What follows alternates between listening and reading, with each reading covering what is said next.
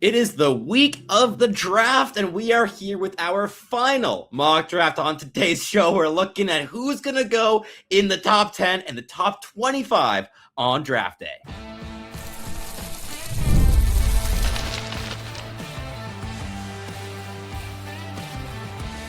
You are Locked On NHL Prospects, part of the Locked On Podcast Network. Your team every day.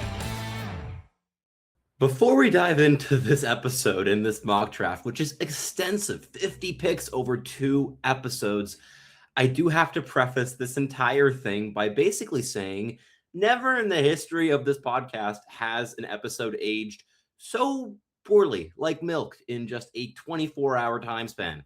We recorded these mock drafts just about 24 hours ago from the time that this is going to be posted.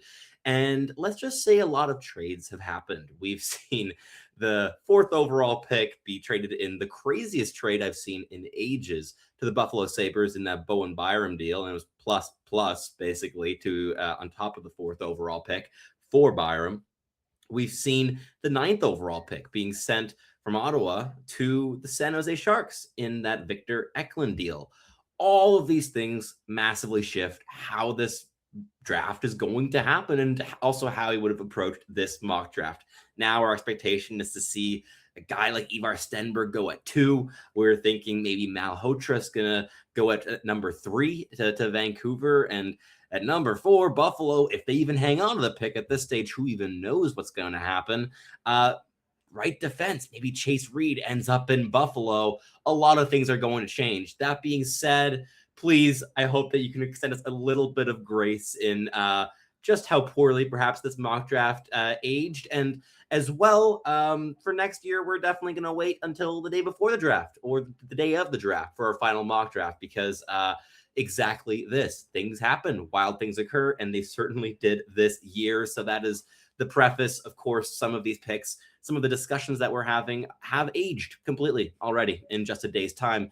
That being said, I hope you're still able to enjoy the show. I'd love to hear your comments of who you expect to go to those traded picks, especially now that they are in the hands of different organizations, and what effects that's going to have on the entirety of the top 10, top 20, first round entirely. I'd love to hear from you. So without further ado, we're going to send it to the full mock draft. Just again, please do understand that things changed quickly, and hope that you forgive us for recording our mock draft a little too early this year. We do have a bit of an edit coming in a couple episodes time. We're talking about all the trades apart from the Bowen Byram one that happened after we recorded the episode, broke all that down, and also talked a little bit about what we think is now going to be shifted inside that top 10 of who falls where. So without further ado, sending it back to myself and Kareem for the entire mock draft. Hello and welcome back to Locked On NHL Prospects, part of the Locked On Podcast Network, your team every day. On this show, we break down everything prospects related for you 5 days a week, Monday through Friday. As always, you are joined here by your 2 hosts, myself, Sebastian High, and Kareem Ramadan, as always. And after a couple of months of releasing multiple mock drafts, this is our final one. We're not going to do any more. We know there's going to be some infos leaked in the coming days that we will not be privy to as a result of posting this in the beginning of the week rather than right on draft day. So obviously, we're not trying to just go for the most hits as possible with this mock draft, but we're trying to go still with fits that make some sense, and a couple interesting storylines to look at here. We really think that Gavin McKenna is entrenching himself as the guy at number 1 for the least. We're more confident now than ever before that he will be the pick. Beyond that, we flip-flopped a little bit. We've been having Caleb Malhotra going to Vancouver in every single one of our mock drafts at 3rd overall, but now we're going to roll that back a little bit, and we're going to be going for a winger instead. And overall, this is always a very fun exercise. It's only the first half of the mock draft because we're doing a full top 50. And since we actually want to talk a little bit about each player, we're not just going to shove that into a single episode. We're spreading that out over 2. So tomorrow's show is going to be the other part of the mock draft. So certainly look out for that. And before we dive into the episode here today, today's show is brought to you by Odoo. Great organizations win because operations matter. And that's why you should get Odoo. Try for free today at odoo.com/locked on. That's odoo.com/locked on. So, Kareem, at first overall, I'm not even going to pretend like I'm going to talk about the team or the player here because this is your Toronto Maple Leafs, and we're gonna put this here up on the screen. We spent some time making some graphics for this final mock draft of the year, and at number one, it's got to be Gavin McKenna, right? Yeah, there's really no need to overcomplicate this pick. He's the best player on the board. There were some struggles earlier in the season, but we've talked about this a bunch. When you just look at the whole body of work, the entire track record with this player and how he finished the season, there's really no debate in our minds that Gavin McKenna is the best player. And if you've kind of been reading the tea leaves a little bit, the Maple Leafs actually went up to Whitehorse to meet with him and his family. They met with him a couple of times during the combine week, and it just feels like he is going to be the pick. And you see more and more mocks kind of having Gavin McKenna as a top ranked player, and rightly so. So, like I said earlier, don't overthink this when you take the best player on the board. Absolutely agreed. And at number two is the San Jose Sharks. And you know what? We're holding firm. We've been saying for months now that the Sharks are likely, or not months, a month basically since the draft lottery, and they catapulted up the draft board here. They might be reaching on a defender, even if the best player available by most people's metrics may be a forward. Of course, their internal rankings are a completely different matter. They certainly might have a defenseman as their BPA, but that in terms of just organizational building, it makes almost more sense for San Jose than any other team in the National Hockey League to go defense at second overall. And specifically because this class is one very strong for right shot defensemen, and Chase Reed is the pearl of that selection. So Chase Reed is our pick from the Sioux Greyhounds for the San Jose Sharks, a guy that could run a power play, could find excellent chemistry with guys like Celebrini and Misa and Smith and Eklund and Chernyshov, and the list goes on among power play potential guys on that roster. At forward, though, and here we're adding in a blue liner. That leaves a player at number three for the Vancouver Canucks to select. So who do we have here? Yeah, this was a tough one for us. Like you mentioned earlier, in every single one of our previous mock drafts, we had Caleb Malhotra to Vancouver. We just heard so many rumors about the two kind of being linked with one another. And obviously, his father is now the coach of the Vancouver Canucks. But you and I kind of talked about this privately before the show. And the sense we get is that this might be a little bit of a smoke screen.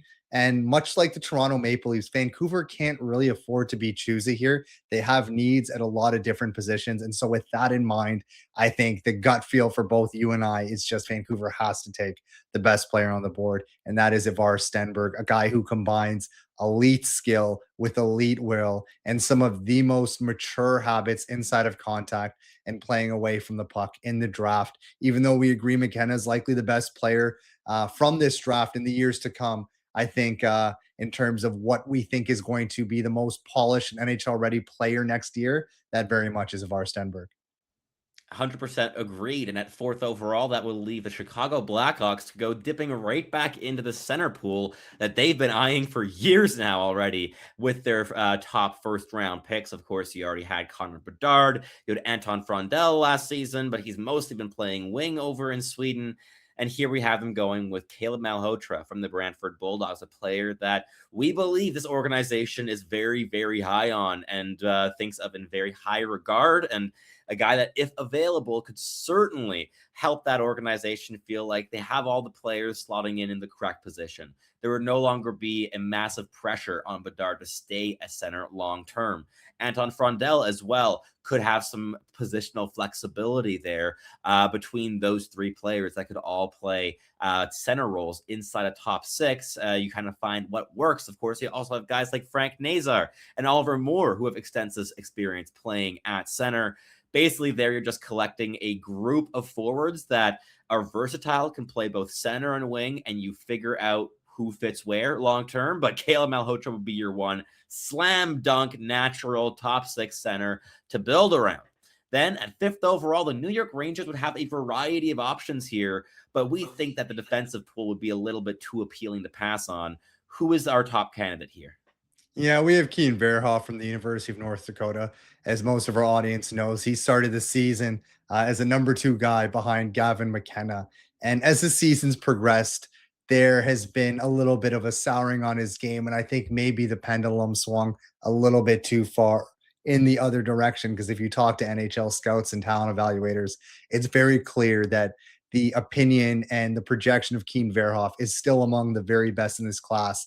He's a 6'3" right shot defenseman who has an absolute bomb from the point and possesses many physical tools that project him to be a standout potential top pair defenseman at the next level. That's something that would obviously complement the Rangers blue line and give them someone really nice to kind of add to their decor along Adam Fox and some of their other really intriguing defensive prospects to build for the future.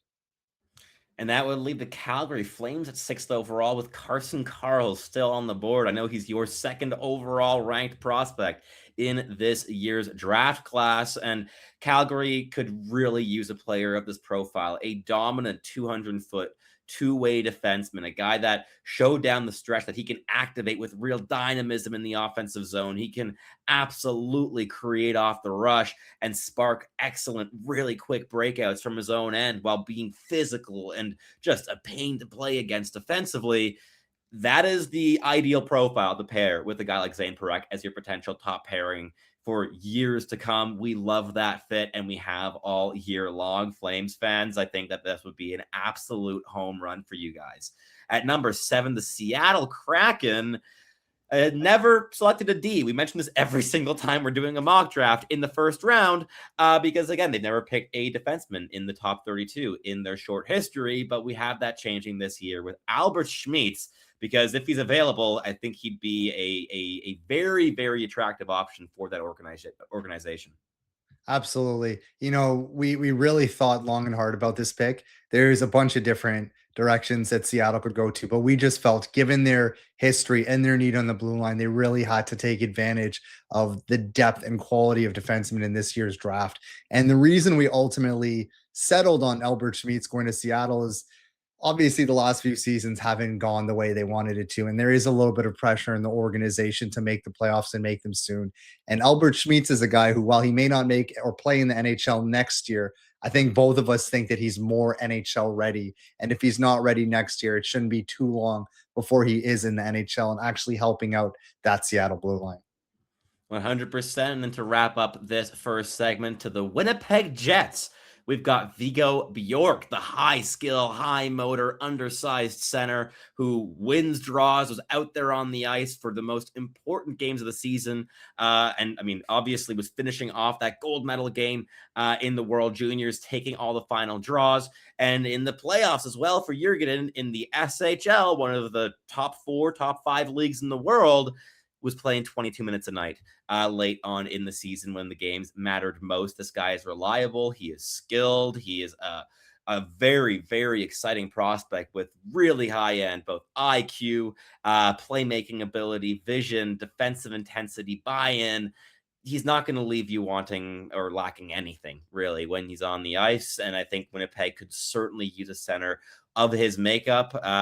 Size is the only thing that he doesn't have. Every other thing you want in a top 6 center.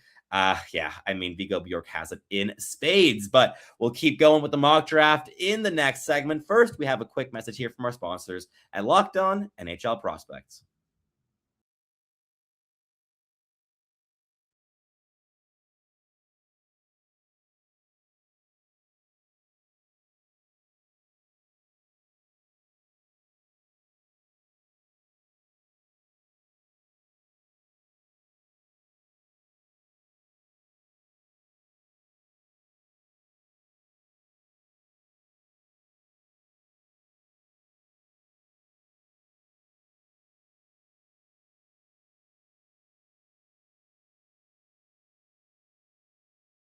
Certainly be looking at options of who they might be able to acquire with this pick as leverage. However, if they do hang on to it, there were 2 names that entered our minds as candidates. Either pure best player available, which probably for us means Daxon Rudolph, but right D, you already have Carter Yakimchuk. Is that where you want to spend this 9th overall pick necessarily? And with Brady Tkachuk going out the door, would there be perhaps an instinct to go for player archetype that bears some similarity? That has us going with Ethan Belchets. Talk me through his game. You've been watching him for years. Why would he make sense for an Ottawa team that has just lost Brady? Yeah, absolutely. Listen, he's not a clone of Brady by any means, but he does a lot of the same things that Brady does. He's a massive body at 6'5". When he gets going in a straight line, he's not the fastest guy, but when he gets going, he's incredibly difficult to stop because of his ability to just lower his shoulder, get defenders on his back. And because of that size, it's just a handful to deal with. He's got an immensely heavy shot, one of the heaviest, in fact, among any forward in this draft class, and he's a very strong playmaker for his size. He's got soft hands and tight, and he can make plays. He doesn't project to be a high-end transition threat, much like Brady Tkachuk. However, he is very good at making plays, using his size to win battles in the corners. And I actually think that he's a player who's going to perform even better at the NHL level than he has in juniors because of those physical skills and how well they project to translate in professional hockey. And we could see that step being taken as soon as next season when he's going over to college hockey with Michigan State, a fantastic development program. At number 10, we've got Daxon Rudolph going to the Nashville Predators, an organization that has a really, really long CV in terms of how to develop defensemen good. And I think this would be a great landing spot for a guy like Daxon Rudolph, a player that has so many offensive capabilities, the shot, the activation habits, the way he moves around the ice, the quick feet, the overall just intensity he's shown, which has certainly also come through on the defensive side of the puck. Are there still some decision-making issues or some instances where he gets pressured and loses the puck in suboptimal areas defensively? Sure, that happens. But overall, he has the potential to be a top 4 two-way defenseman, could maybe run your first power play as well if you develop him correctly. He'd be very, very appealing at number 10. But number 11, we've got Wyatt Cullen, one of the biggest risers of the back half here in this draft cycle, heading over to St. Louis, a team that has an ungodly amount of first round picks and overall draft capital in this year's draft, and swinging on high upside here with their earliest selection, I think makes a bunch of sense. Wyatt Cullen is a high skill winger, a guy that absolutely raised the ceiling of his team, the NTDP, after he came back from injury. He missed the first month and a half, 2 months of the season. And as soon as he was inserted back into that lineup this year, it was night and day in terms of what they were able to create offensively, the level of chances and just like intelligence shown in the offensive zone massively exploded once he joined that organization. He'd be a really exciting talent and could pair really nicely with a guy like Justin Carbonneau, who was drafted just last season. Then at number 12, though, we've got the New Jersey Devils going for Alexander Command, the center from Örebro system in Sweden, another great development system there in the SHL. Command is a very feisty centerman. This is a guy that plays hard hockey, very pacey, very hardworking, very quick, a guy that gets up and down the ice and plays the game simply. Kareem, why is that a profile of player that the New Jersey Devils could really use in their organization? Yeah, well, first and foremost, they do have a need at center. Obviously, Jack Hughes is kind of the anchor of that team, but Jack Hughes has gone in some injury trouble in previous years. And when he's gone down, the trajectory and the production of the team as a whole has really faltered. What Alexander Command brings is some additional insurance and presence down the spine of that team that can really help to insulate them if a Jack Hughes or somebody else are to get injured. And when Jack Hughes is healthy, he's somebody that could potentially form a very competent and dangerous 1-2 tandem down the middle, and somebody that could potentially change the trajectory of a New Jersey Devils team from kind of a fringe average playoff team into a contender and a real threat in the coming years. He's somebody that's a hard worker, is disciplined, and we project is actually sticking at the center position, but also has some really sneaky upside and skill thanks to that brain, that work ethic, and that shot of his, which all project to be potential difference making attributes at the next level. And sticking down the middle, the New York Islanders go with another pivot here in Oliver Savanta, one of the younger players in this year's draft class, a Finnish center playing pro hockey this season with Tappara. there, and a guy that showed really well internationally as well, was just kind of a sheltered fourth line center at the World Juniors for that squad, but played that role wonderfully. He's a player I think that has more skill than he was really allowed to show or able to showcase this season, playing against really competitive competition in more limited minutes, but defensively responsible, PK upside. I think he could play a bumper at least on a second power play down the road. He's a very New York Islanders coded player, just plays the game the right way, 200-foot guy. He's got some headroom. And in terms of ideal players to learn from and grow under, Bo Horvat is pretty high up that list for this young man. But that takes us to the next pick, which is 14th overall, belonging to the Columbus Blue Jackets. And who do we have going here, Kareem? Yeah, we have Malte Gustafsson, who has been a player who has absolutely risen on a lot of draft boards in the second half. This is a guy who's listed at 6'4", is a very fluid skater. I think right now he's known a little bit more for his defensive acumen, but if you've watched him throughout the course of this season, he's really shown some flashes of being able to move the puck and maybe even having some playmaking and connecting instincts inside of the offensive zone. But even if that doesn't come, you have somebody that looks and has all the makings really of a very competent shutdown defenseman. And somebody who I think after the combine and seeing how we performed on a lot of those physical tests, coupled with the second half of the season he had, is somebody that's going to excite a lot of teams. And I think he would fit in beautifully on that Columbus blue line that is getting a little bit older and could use a bit of an injection of youth and excitement in Malte Gustafsson. Totally. And then at number 15, we've got Tynan Lawrence heading to St. Louis after going for a winger with Wyatt Cullen a couple picks earlier. The Blues head right back down to a centerman as Tynan Lawrence fell beyond some other centers that perhaps the Blues thought that Tynan was also better than, with guys like Command and Savanto leapfrogging him inside that top 15. But Lawrence brings a high degree of pace and speed to the equation. He's not the most perhaps innately creative player with the puck on his stick, but he's a great line connector. He's a glue guy, can play excellently in all three zones. He's capable on the PK, strong power play scorer as well. He showed well for Canada at the U18s. This is a player I think could very easily be a second line center for a long time in the National Hockey League, even if he lacks some of the innate dynamism that would unlock that first line potential that maybe we're hoping to see more of. Even just a half year ago, as recently as December, there were murmurs that he could compete for second overall, and here he is falling to the St. Louis Blues second pick of the first round at number 15. But then at 16, the Washington Capitals plug a hole at right shot defense with Ryan Lynn. Yeah, Ryan Lynn's one of the most fun players in this class, and all clearly one of the most intelligent. Although the way he uses that intelligence is maybe different than some fans might expect from an undersized defenseman. It is how he defends, how he positions himself, how he angles opponents to the corner, and is able to leverage and use his lower center of gravity to win puck battles despite that aforementioned size disadvantage. He does have some really exciting offensive abilities as far as being able to break out of his zone, use his skating to transport the puck, and being very, very intelligent with how he's able to get forwards a puck with time and space coming out of his own zone. What he likely won't do at the next level is be a power play quarterback. While he is intelligent and does have some really neat offensive skills, he really lacks a dynamism that maybe other players do. But what he does have is intelligence, competitiveness, and just an innate understanding of how to play the game and how to elevate those around him. And for that reason, he's just kind of an easy fit on that Washington blue line.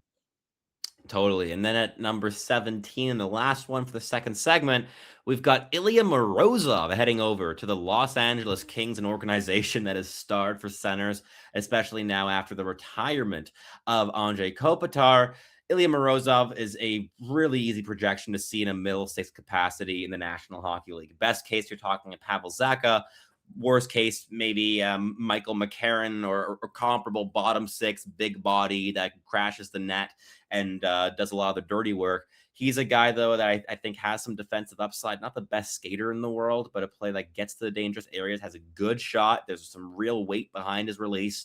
I think the Los Angeles Kings would see that profile and see a playoff body to build around. And I think that would be very appealing in this range of the draft. But that is it here for the second segment. We'll wrap up the top 26 in the final one and wrap up our top 50 mock draft on tomorrow's show. But before we dive into all of that, a quick message here from our sponsors at Locked On NHL Prospects.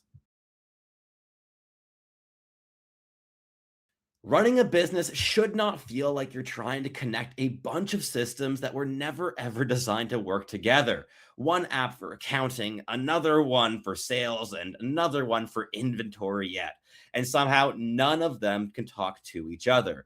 That's where Odoo comes in. Odoo is an all-in-one business manager software that brings every part of your business together in one really clean and easy to use platform. From sales and accounting to inventory and marketing, every single thing works in one place, helping your team move faster, stay organized, and focus on growing the business instead of managing software. The best organizations know that success isn't just about talent. It's about having everyone working toward the same goal. And that's as true in sports as it is in business. Whether you're trying to optimize for the draft to get the most talent out of these players as humanly possible, or trying to get the most out of your team, you need to be able to streamline your approach and get everyone on the same page. Great organizations win because operations matter, and that's why you should get Odoo. Try it for free today at odoo.com/lockedonnhl. That's odoo.com/lockedon.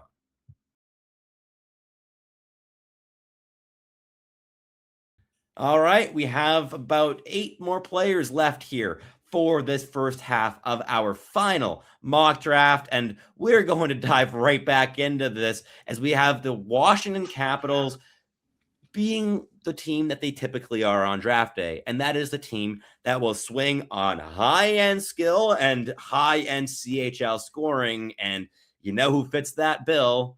Yeah, it's a pretty fun player by the name of Nikita Klepov, who you are a huge fan of, Kareem. Yeah, absolutely. And this fits the flavor of what Washington likes to do. They obviously have a long history of going after skilled European forwards, particularly Russian forwards. And Nikita Klepov kind of continues that trend. What I really love about Nikita Klepov isn't just the high end skill, the ability to shoot and score even on set goalies, and obviously the ability to elevate his line mates by finding openings and getting them the puck in areas where they can score. It's the fact that he does all of that. And he's also able to play inside of contact. He's diligent on the back check. He supports the puck low, and he seems to always be in the right position. It's a combination that you don't often see from this archetype of player. And if I'm being honest, he's a guy that I felt has been underrated pretty much all season. I don't see him getting past Washington at 18, and that's why we have him locked here. Yeah, exactly. And it's certainly possible that he does fall a bit further, but typically we see these elite scoring guys. And I mean, look, he led the entire OHL in scoring, period. And it was his first season in the league. These guys typically do go in the top 20 in hindsight as well. But then at number 19th overall, it's the Utah Mammoth. And they're going for a mammoth. This is a team that builds like their name suggests they should, and that is through size and heft and meanness. And a guy who fits that bill is Oscar Hemming, a player that missed the first half of the season, then came in with Boston College in December, dominated for about 4 or 5 games, and then came back down to earth for the rest of the season, still being big body, looked like a man amongst boys despite being the youngest player in college hockey upon arrival. And yeah, he just dominates the net front, power forward guy, really heavy shot, only got 1 goal this season. That does not do his shot justice whatsoever. There's a lot of talent with this player, but more than anything, he plays a direct playoff style brand of hockey. And I think Utah would be foaming at the mouth about the opportunity to select a guy like this almost at 20th overall. But at number 20, it's the Buffalo Sabres, who just had 2 rounds of playoff hockey. First time in 13 years, I think could say they even had a single round of playoff hockey. What have they learned, and what profile are they going for with this selection? Yeah, I think if Adam Navani falls to 20, he's the guy they take. It looks pretty likely that Alex Tuck is going to test the free agent market and ultimately leave. And if you look at that prospect pool in Buffalo, there's a ton of skill, there's a ton of pace, but maybe there's not anybody with the archetype to fill in the coming years for a power forward like Alex Tuck. And Adam Novotny is very much that guy. He plays a very similar game to Alex Tuck as far as being a bigger body with some skill, the ability to connect with his teammates, go to the net and score goals. Where Adam Novotny's different is that he's far more defensively responsible, at least at the same age, and he skates very, very well. He's already an elite level skater, not just for his size, but just in general, the way that he moves. And I think he would bring an archetype and a flavor that the Buffalo Sabres sorely need and would really help to complement that prospect system, that very elite prospect system that they've developed, having so many high picks over the years. And at number 21, the Philadelphia Flyers step up. And I love this fit. It's Maddox Dagenet from the Quebec Remparts, the best reverse hitter in this draft class. He's a big body, 6'3", can really get involved in the forecheck, keeps his feet moving. He's very involved. And that's funny considering that coming into the season, the narrative was this guy doesn't even move his feet defensively. And now look at him. He's come a long way in the last year, but he pairs that intensity, that brand of hockey with a real degree of skill, whether it's the handling, whether it's the heavy release, whether it's the flashes of playmaking. This guy has a lot going for him in the offensive zone as well. And when you pair physicality with increased two-way reliability, with raw tools that are really exciting outside the top 20 on draft day, I think Philadelphia looks at that and giggles their way up to the podium. But at number 22, we have the Pittsburgh Penguins going for a guy that's very much up their alley in terms of profiles. Yeah, absolutely. I'm obviously pretty familiar with Kyle Dubas in the way that he likes to draft, and it is going after competitive and intelligent players. And you won't find too many that are more competitive and more intelligent than Jack Hextall. Obviously, the skating stride needs some work. I think we both agree that it probably grades out below average right now. But what Jack Hextall can do is find his line mates, and he's a very creative passer, somebody who's able to really elevate those around him by finding them in space and with time and giving them the puck where they can actually do something with it and score goals. And he's got a pretty dangerous shot himself. And what I love about Jack Hextall is that he competes in the interior of the ice. He's not soft perimeter skill. He's somebody that's going to go to the dangerous areas and really compete where you need to in the tough places of the ice where you have to pay a price. But Jack Hextall is willing to pay the price. And I think that he's a player that kind of fits the mold of a prototypical Kyle Dubas and Pittsburgh Penguins pick. Totally. And at number 23, we had the Boston Bruins. And what we agreed upon was that we think that Boston is going to try to swing on speed and skill with this selection and really just take a swing for a home run. And the guy that fell for us here was Elton Hermansson from Modo in Sweden, a player that got real professional reps this season in Hockey Allsvenskan, 38 games, 11 goals, 21 points in the second tier of Swedish pro hockey. This is a winger with a real degree of speed, some real puck dominance. He's one of the top play drivers from the wing, I would say, in that 10 to 30 range of this year's draft as well. There's a lot to like with that profile, and I think that Boston's going to look at that and see a type of play that they're missing in terms of their projections among younger players that project as middle six pieces. And I think that would be a really nice addition to the core. But at number 24, and perhaps a little teaser for another pick that'll be coming in tomorrow's show, with the Vancouver Canucks stepping up to maybe roll it back on twin synergy as they had throughout the 2000s. Yeah, to me, Liam Ruck he should go higher than this. I hope he goes higher than this, but I think based on what we've seen and heard from scouts and different mock drafts, he's probably going to fall a little bit. I also think he's hampered a little bit by the fact that a team basically is going to try to shoot for both him and his brother. And there's only so many teams with the picks to actually do so. But a little bit more about Liam Ruck. He's an incredibly competitive and intelligent player. He had 40 plus goals and 100 plus points in the WHL this season. His game is really built along just being smart, being able to use his positioning and his routes to get into open ice where his brother typically is able to find him, or Andrew Basha, where he's able to use his plus plus shot. It's a quick release, it's a heavy release, and he's really able to find the soft spots on the ice to make the best use of it. I also think he's a tremendously underrated playmaker. This is not just somebody that finishes off looks, but is also able to set up his line mates. And defensively, he competes. He's typically in the right position. This is a guy I have a ton of time for. And as you know, Sebastian, he's ranked a lot higher than this on my personal board. A lot higher. But that gives that leads us to the Ottawa Senators, to the other pick that they acquired in that Brady Tkachuk deal with the Florida Panthers, and we're gonna go with a defenseman this time around, a big, smooth skating left shot defenseman out of Sweden, in William Hawkinson from the Luleå program. Got another guy that played SHL minutes this season. Specifically, got into 22 games, played 16 in Hockey Allsvenskan, the second tier of pro hockey, where obviously he got into more ice time rather than logging between 0 and 2 minutes for a bunch of games like he did in the SHL. But this is a player that has shown real degrees of poise and intelligence on the defensive side of the puck, especially in breakouts. This guy just gets the puck out of the zone with control, has the mobility and physicality to shut things down off the rush. The Sens love their profiles of big, burly defensemen that are tough to play against, and Hawkinson fits that role. But the last player for this half of the mock draft, the first half, is a player that maybe ramps up a lot of those things I was just saying about William Hawkinson and takes it to another level. Who are the Rangers going to be eyeing at 26th overall? Yeah, they're going to be looking at Maxim Sokolovsky of the London Knights, somebody who compares very favorably to Nikita Zadorov, not just because he's also a Russian and a London Knight, but because of the size and the meanness that he plays with. Maxim Sokolovsky really plays the game like he hates his opponents.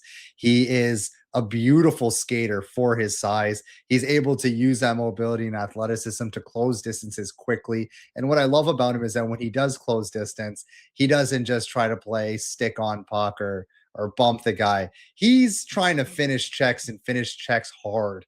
And it's something that he does probably as good or better than anyone else in this class. There really isn't much upside with the puck. He can make a first pass. He shows some intelligence as far as being able to read the first option. But after that, his offense is fairly limited. You're really getting him for his shutdown potential and his meanness and that edge that he brings that I think gives him a real profile and archetype that he can utilize to have a long and successful career in the NHL, not unlike his fellow countryman and London Knight, Nikita Zadorov. 100%. And that does it for this first half of the mock draft. Definitely tune back in for the second half as we're looking at some second round talents and where they might fall on draft day as we continue our top 50 final mock. But for today, that is it here for us. If you're watching on YouTube, let us know your thoughts down below. Who do you think we may have hit on? Who did we miss on? Let us know everything that comes to mind. And if you're listening on your favorite podcasting platform, please do make sure to make us your first listen of the day. It's always massively appreciated. But that is it here. Thank you so much for listening as always, and we'll catch you tuning in again very, very soon.